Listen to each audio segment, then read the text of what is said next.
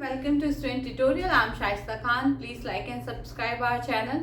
And today's topic is acceleration due to gravity. ठीक है, आज हम बात करने जा रहे हैं एक्सेलरेशन की, जो कि हमें ग्रेविटी से मिलती है. ठीक है, पहली बात तो हम बात करते हैं एक्सेलरेशन क्या है. एक्सेलरेशन क्या है? Change in speed. जो हमारी वेलोसिटी है, जो हमारी स्पीड है, उसमें जो चेंजेस होते हैं, जो हमारी वेलोसिटी है उसमें जो चेंज होता है उसको हम क्या कहते हैं? एक्सेलरेशन कहते हैं. क्या करते हैं? एक्सेलरेशन. ठीक है, अभी तक जब हमने बात की थी मोशन चैप्टर में, तो हमने कैसे मोशन की बात की थी? लीनियर मोशन की. कैसे बात की थी? अगर हम वर्टिकल ऐसे मोशन की बात करें, ऐसे मोशन की बात करें, तो यहां पे भी क्या होता है? एक्सेलरेशन प्रोड्यूस हो रहा था.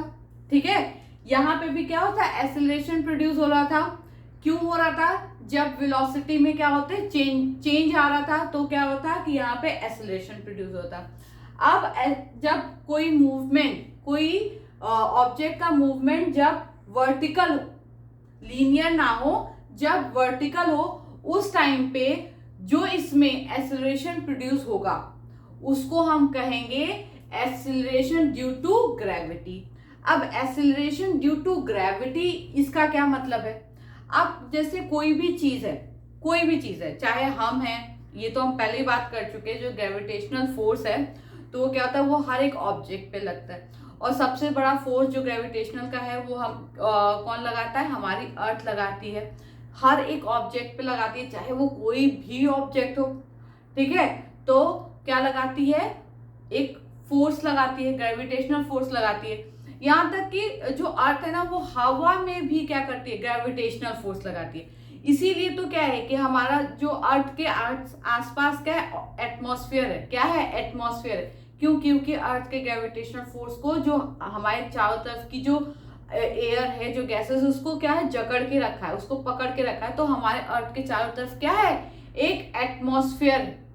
क्या है? एक एटमॉस्फेयर क्या है? प्रेजेंट है. क्यों प्रेजेंट है? क्योंकि उस पे हमारी अर्थ ने लगाया है ग्रेविटेशनल फोर्स. ठीक है, तो वैसे ही हमको पता है कि सारी ऑब्जेक्ट्स पे ग्रेविटेशनल फोर्स लगता है. तो अगर कोई ऑब्जेक्ट जो है वो क्या कर रहा है? वो ऊपर से नीचे गिर रहा है. अगर उसका मूवमेंट ऐसे है, ठीक है, क्या है? उसका मूवमेंट जो है ऐसे है, गिर रहा है, या हम उसको ऐसे फेंक रहे हैं, तो एक पर्टिकुलर हाइट के बाद क्या होता है? वो नीचे ही तो गिरता है ना. तो जो वो नीचे गिर रहा है, तो क्या है? एक जो हमारी अर्थ है वो क्या लगा रही है? वो ग्रेविटेशनल फोर्स लगा रही है. कहाँ लगा रही है? उस बॉडी पे जो कि नीचे की तरफ गिर रहा है. ठीक है, तो पहले वो एक पर्टिकुलर हाइट पे था, तो अर्थ से लेकर क्या हुआ था? अर्थ से लेकर और उस बॉडी के बीच में जो डिस्टेंस था वो ज्यादा था.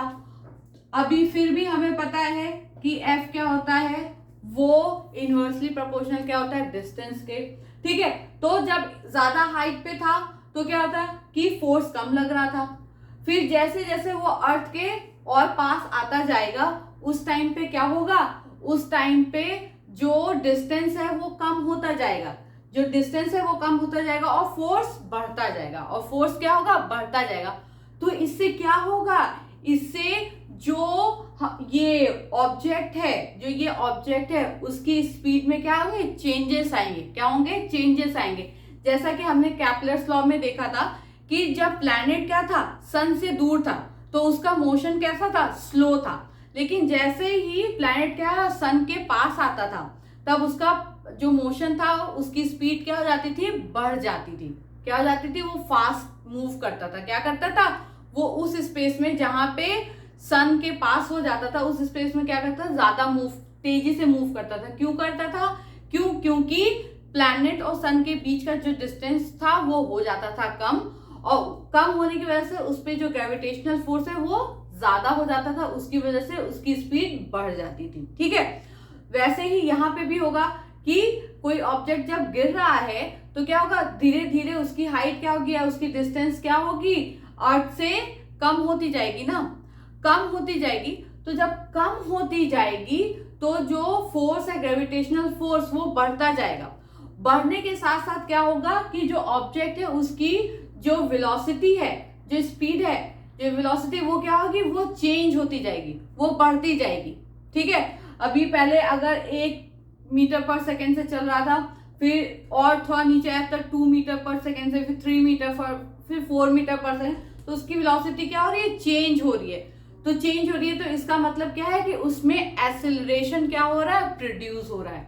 क्या हो रहा है, एक्सेलरेशन प्रोड्यूस हो रहा है। क्यों हो रहा है, क्योंकि उसकी वेलोसिटी हो रही है चेंज। उसकी वेलोसिटी जो है लगातार वो क्या हो रही है, वो चेंज हो रही है। और उसकी वेलोसिटी हो क्यों रही है चेंज, क्योंकि ग्रेविटी की वजह से, जो अर्थ ग्रेविटेशनल फोर्स लगा रही है उस ऑब्जेक्ट पे, उसकी वजह से क्या हो रही है, उसकी वजह से जो एक्सेलरेशन है वो प्रोड्यूस हो रहा है। तो इस तरीके के एक्सेलरेशन को हम बोलते हैं एक्सेलरेशन ड्यू टू ग्रेविटी। क्या कहते हैं, एक्सेलरेशन ड्यू टू ग्रेविटी। ये बात समझ में आई आपको, आई होप कि समझ में आई होगी कि जब हम लीनियर मोशन करते हैं, इसकी बात तो हम कर चुके, लेकिन जब कोई मोशन वर्टिकल होता है, यानी या तो हम किसी को चीज को फेंकें ऐसे या उसको ऐसे फेंकें, ठीक है, तो वो जाता क्या है, सीधे नीचे ही जाता है। एक पर्टिकुलर हाइट के बाद क्या करता है, वो नीचे ही जाता है। तो जैसे जैसे वो नीचे जाता है और अर्थ क्या है, उस पर ग्रेविटेशनल फोर्स लगाती है, तो जैसे जैसे वो नीचे जाता है उस ऑब्जेक्ट की स्पीड क्या है, बढ़ती जाती है। जो उसकी जो वेलोसिटी है वो क्या हो रही है, चेंज हो रही है। लगातार क्या हो रही है, चेंज हो रही है, जैसे जैसे वो नीचे जा रहा है। और वो लगातार चेंज क्यों हो रही है, क्योंकि जो फोर्स लगा रही है हमारी अर्थ उस ऑब्जेक्ट पे, उसकी वजह से क्या हो रही है, उसमें उसकी वेलोसिटी में चेंज हो रहा है। उसकी वजह से उस ऑब्जेक्ट में क्या है, वो ऑब्जेक्ट एक्सेलरेट हो रहा है। क्या हो रहा है, एक्सेलरेट हो रहा है। तो इसी एक्सेलरेशन को हम कहते हैं एक्सेलरेशन ड्यू टू ग्रेविटी। इसको क्या कहते हैं, स्मॉल जी से क्या करते हैं, डिनोट करते हैं। क्या करते हैं, स्मॉल जी से डिनोट करते हैं। ठीक है, क्या करते हैं, स्मॉल जी से डिनोट करते हैं। Acceleration due to gravity is the acceleration gain by an object due to gravitational force. Earth के ग्रेविटेशनल फोर्स की वजह से जो है, जब कोई ऑब्जेक्ट जो है एक्सेलरेशन गेन कर लेता है, तो उसको हम कहते हैं एक्सेलरेशन ड्यू टू ग्रेविटी। इसको डिनोट करते हैं स्मॉल जी से। ठीक है, और ये एक्सेलरेशन है तो जाहिर सी बात है कि इसका जो एसआई यूनिट क्या होगा, वो मीटर पर सेकेंड स्क्वायर होगा। क्या होगा, मीटर पर सेकेंड स्क्वायर। ठीक है, उसके बाद इट हैज बोथ, ये जो है एक्सेलरेशन जो है वो क्या है, वो एक वेक्टर क्वांटिटी है। वो क्या है, एक वेक्टर क्वांटिटी। तो वेक्टर क्वांटिटी होने की वजह से उसमें मैग्नीट्यूड भी होगा और क्या होगा, डायरेक्शन भी होगा। क्या होगा, मैग्नीट्यूड भी होगा और डायरेक्शन भी होगा। और g does not depend on the mass of the falling object or smaller mass। अब ये जो पॉइंट है, ये जो पॉइंट है जो कह रहा है कि g does not depend on the mass of the falling object or smaller mass, मतलब g जो है किसी भी स्मॉल ऑब्जेक्ट जो होता है उसके वेट पे या उसके मास पे वो डिपेंड नहीं करता है। अब जो है, अब हम इस बात को देखेंगे, इस पॉइंट को हम प्रूफ करके देखेंगे कि आखिर ये क्यों नहीं करता है और ये कैसे नहीं करता है। ठीक है, तो आइए चलिए अब हम क्या करते हैं, अब हम g का जो है डेरिवेशन भी करते हैं और उसी डेरिवेशन में हम देखेंगे भी कि g जो है वो कैसे डिपेंड नहीं करता है, जो स्मॉल बॉडी के मासेस होते हैं उस पर कैसे नहीं डिपेंड करता है। ठीक है,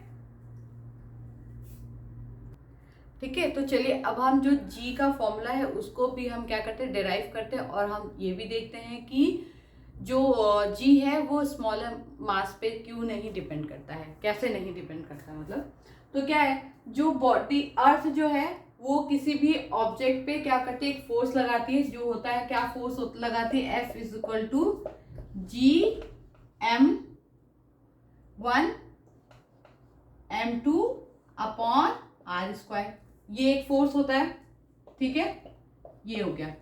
ठीक, तो अगर हम यहाँ पे दो बॉडी जो हम बात कर रहे हैं, एक अर्थ और एक ऑब्जेक्ट, ठीक है, एक कोई भी छोटा ऑब्जेक्ट, ठीक है, हम उसकी बात कर रहे हैं, तो हम जो यहाँ पे मास है M1 और M2 उसको कैसे ले सकते हैं, M1 को कर दिया हमने कैपिटल M, जो कि हो गया हमारे अर्थ का मास।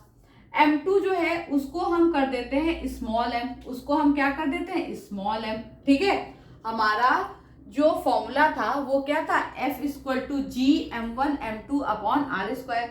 तो जो m1 था वहां पे हमने ले लिया अर्थ का मास, क्योंकि एक ऑब्जेक्ट है हमारा अर्थ और दूसरा ऑब्जेक्ट है हमारा जो भी छोटा मोटा ऑब्जेक्ट था, बॉल या स्टोन या जो भी, ठीक है, जो कि मूवमेंट करता। तो वो हो गया स्मॉल m और ये हो गया अपॉन आर स्क्वायर। तो ये हो गया हमारा इक्वेशन नंबर 1, ठीक है। अब जो ऑब्जेक्ट है हमारा वो क्या कर रहा है, वो मूव कर रहा है किधर, डाउनवर्ड। किधर मूव कर रहा है, डाउनवर्ड। और उसमें क्या हो रहा है, एक्सेलरेशन प्रोड्यूस हो रही है। तो हमको पता है कि हमारे पास एक formula F is equal to m into a. क्या है, m इंटू ए। यहाँ पे क्या होगा, F is equal to m into g. G क्यों ले रहे हैं, क्योंकि अभी क्या है, अभी लीनियर मोशन तो नहीं हो रहा है कि उसमें ये वाला एक्सेलरेशन हो रहा है। अभी क्या हो रहा है, एक्सेलरेशन ड्यू टू ग्रेविटी हो रहा है। तो यहाँ पे क्या है, हियर a इक्वल टू क्या है, g। तो यहाँ पे जो एक्सेलरेशन हो रहा है वो क्या है, स्मॉल g, ठीक है। तो हमने F equal to small m into small g ले लिया। ये हो गया हमारा इक्वेशन नंबर 2। अब जो है, क्यों ये दोनों इक्वेशन में, फर्स्ट और सेकेंड इक्वेशन में जो LHS है वो क्या है, वो बराबर है, LHS सेम है, तो इसलिए RHS भी क्या हो जाएगा, सेम हो जाएगा। फ्रॉम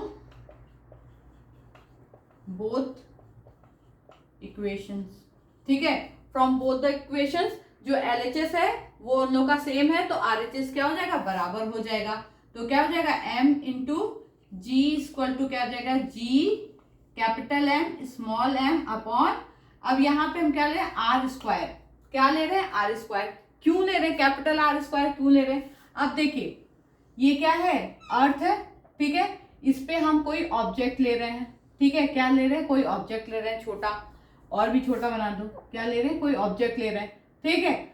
तो अब ये जो एक ऑब्जेक्ट है उसका क्या है, उसका जो रेडियस होगा वो तो बहुत कम होगा ना कंपेयर टू अर्थ, ठीक है।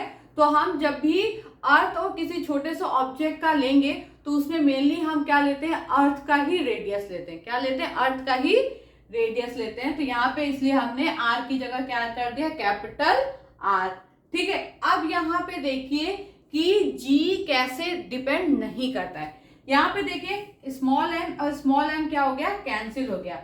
अब क्या बचा, g equal to G M upon R square. यानी g की जो वैल्यू है, यानी g की जो वैल्यू आप यहां से देखोगे तो ये सिर्फ बड़े मासेस पे डिपेंड कर रही है, अर्थ के मास पे और अर्थ के रेडियस पे, बड़ी बड़ी चीजों पे डिपेंड कर रही है, छोटी मोटी चीजों को घास भी नहीं डाल रही है, ठीक है। ये जो भी है उस पे कोई भी उसका कोई भी लेना देना नहीं है छोटी चीजों से। ये जितना भी कंसंट्रेशन है इसका सिर्फ बड़ी चीजों पे, यानी कि सिर्फ अर्थ के मास और अर्थ के रेडियस पे ही ये डिपेंड कर रही है। ये उस पे रहने वाली जो छोटी मोटी चीजें उस पे उससे कोई लेना देना नहीं, उसके मास पे ये डिपेंड नहीं कर रही है। यही वजह है कि वहां पे हम लोगों ने लिखा था g does not depend on smaller masses, ठीक है ना। जी जो है वो स्मॉलर मासेस पे डिपेंड नहीं करता। क्यों, क्योंकि उसके तो सोचो उसके जो फॉर्मूला है उसमें ही इसका कोई जिक्र नहीं है, उसमें ही जो ये जो हमारा ऑब्जेक्ट था, छोटा सा ऑब्जेक्ट था, उसके ही मास का कोई भी जिक्र नहीं है। तो इसीलिए कभी भी जितनी भी चीजें हैं अर्थ के ऊपर, जितनी भी चीजें हैं अर्थ के ऊपर, चाहे हम लोग हो, पेड़ पौधे, चाहे जो भी हो, उसके मास पे जी डिपेंड नहीं करता है। जी सिर्फ अर्थ के मास पे और जो है अर्थ के रेडियस पे डिपेंड करता है, ठीक है। अब क्या है, जी की एक वैल्यू भी होती है, जी की एक पर्टिकुलर वैल्यू भी है। अगर आप उसका जो है फॉर्मूला अगर आप देखोगे तो फॉर्मूला में क्या है, फॉर्मूले में सारी चीजें क्या है आपको पता है, ठीक। क्या है, g is equal to capital G capital M और आर स्क्वायर।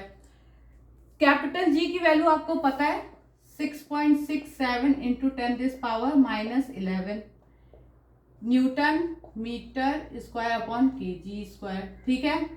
मल्टीप्लाई M की वैल्यू क्या आती है 6 इंटू 10⁻24 kg, ठीक है। अपॉन क्या है R की वैल्यू 6.4 इंटू 10⁻6 मीटर। ठीक है, ये क्या है, ये है हमारा जो जी, जो स्मॉल जी है वो जिन चीजों पे डिपेंड कर रहा है, जिन चीजों पे, यानी कैपिटल जी की भी वैल्यू हमको पता है, स्मॉल कैपिटल एम मतलब अर्थ का भी जो वेट है वो भी हमको पता है, जो हमारा रेडियस है, ठीक है, वो भी हमको अर्थ का पता है।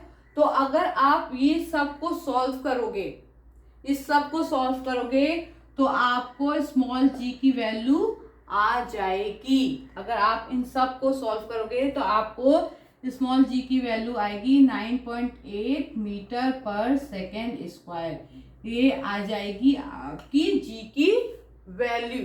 ठीक है, ये है जी की वैल्यू। और जब न्यूमेरिकल वगैरह करते हैं तो इसको और इजी करने के लिए कभी कभी इसको 10 भी ले लेते हैं। क्या ले लेते हैं, 10 भी ले लेते हैं। ठीक है, तो वो जो है न्यूमेरिकल को इजी, मतलब जो डिवाइड है या जो कैलकुलेशन है उसको इजी करने के लिए वहां पे जी की वैल्यू 10 ले लेते हैं, लेकिन जी की जो मेन वैल्यू होती है वो 9.8 होती है। ठीक है, क्या होती है, 9.8 होती है। ठीक, अब जितनी भी चीजें आज हमने पढ़ी है उसको हम करते हैं क्विक, उसका रिवीजन करते हैं। ठीक है, तो हमने क्या पढ़ा, हमने पढ़ा acceleration due to gravity. Acceleration क्या है, एक्सेलरेशन होता है चेंज इन वेलोसिटी।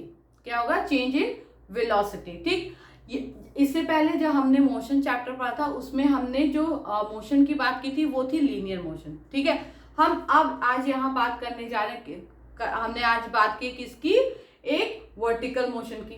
ठीक है, अब कोई भी चीज अगर वर्टिकल मोशन कर रही है, ठीक है, यानी कि ऊपर से या तो गिरेगी या तो ऐसे फेंकी जाएगी तो गिरेगी। ठीक, तो क्या होगा कि जैसे कि हमको पता है कि जितनी भी यूनिवर्स में चीजें हैं उस पर ग्रेविटेशनल फोर्स एक्ट करता है। तो जाहिर सी बात है कि अगर ये छोटा सा ऑब्जेक्ट है और ये गिर रहा है तो इस पे भी क्या करेगा, अर्थ ग्रेविटेशनल फोर्स लगाएगा।